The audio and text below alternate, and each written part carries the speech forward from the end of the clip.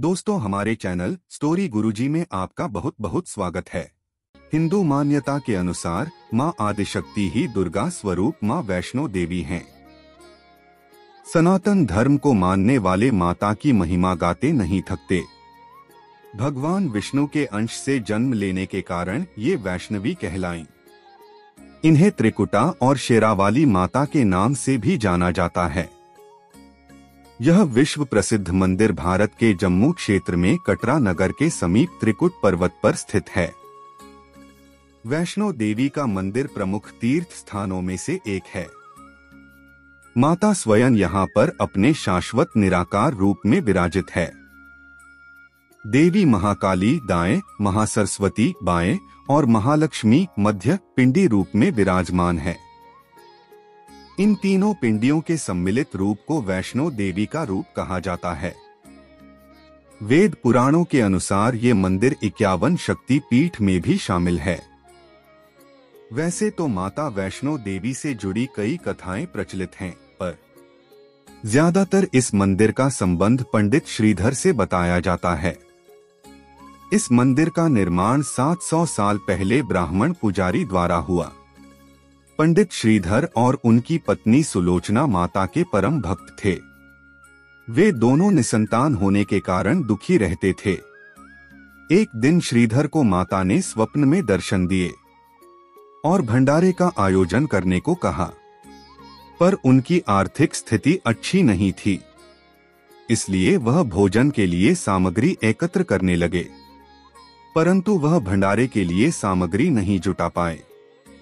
जैसे जैसे लोग भंडारे के लिए पहुंचने लगे, वैसे वैसे श्रीधर की चिंता बढ़ने लगी। श्रीधर चिंतित होकर माता से सहायता मांगने लगे। मां ने स्वयं कन्या रूप में अपने भक्त श्रीधर के घर जाकर उसकी क्षमता से अधिक भोजन की व्यवस्था की। पंडित श्रीधर यह देखकर हैरान हो गया कि भंडार गृह भोजन से भरा हुआ है और एक दिव्य कन्या सभी को भोजन करा रही है। श्रीधर ने एक साधु भैरवनाथ को भी आमंत्रित किया था। भैरवनाथ ने कन्या से तामसिक भोजन देने को कहा। कन्या ने भैरवनाथ को समझाने की कोशिश की, पर वह नहीं माना। भैरवनाथ ने कन्या का हाथ पकड़ लिया।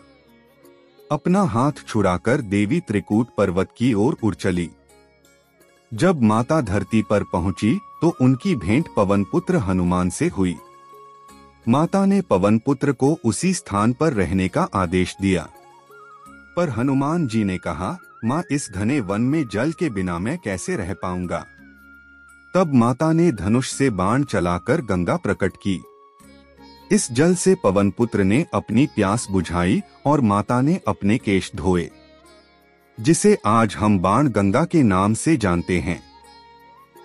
जब भैरवनाथ माता का पीछा कर रहा था, तब माता ने मुड़कर भैरवनाथ को देखा। उसी स्थान पर मां दुर्गा के चरण चिन्ह बन गए। इस स्थान को चरण पादुका के नाम से पूजा जाता है। माता ने उसी गुफा में 9 महीने तक विश्राम किया। हनुमान जी ने वहां पहरा दिया और देवी की रक्षा की। यह गुफा आज भी अर्धकुमारी या गर्भजून के नाम से प्रसिद्ध है।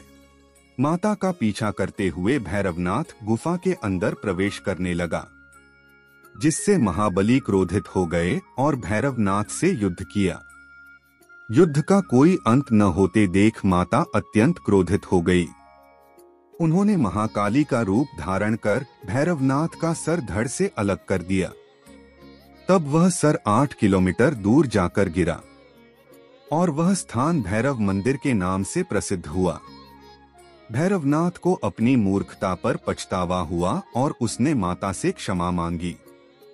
दयामयी जगत जननी ने भैरवनाथ को क्षमा कर दिया और उसे जन्म मरण के चक्र से मुक्ति प्रदान की। इसके साथ ही भैरवनाथ को वरदान दिया कि तुम्हारे दर्शन के बिना मेरी पूजा अधूरी मानी जाएगी। तुम्हारे धड़ पर से चलकर भक्त मेरी गुफा में प्रवेश करेंगे, तब ही उनकी यात्रा सफल होगी और मेरे दर्शन का फल मिलेगा। जिस स्थान पर मां वैष्णो देवी ने भैरवनाथ का वध किया, वह स्थान भवन के नाम से प्रसिद्ध हुआ। तब से आज तक लोग इस तीर्थस्थल की यात्रा करते हैं और माता की असीमित कृपा प्राप्त करते हैं।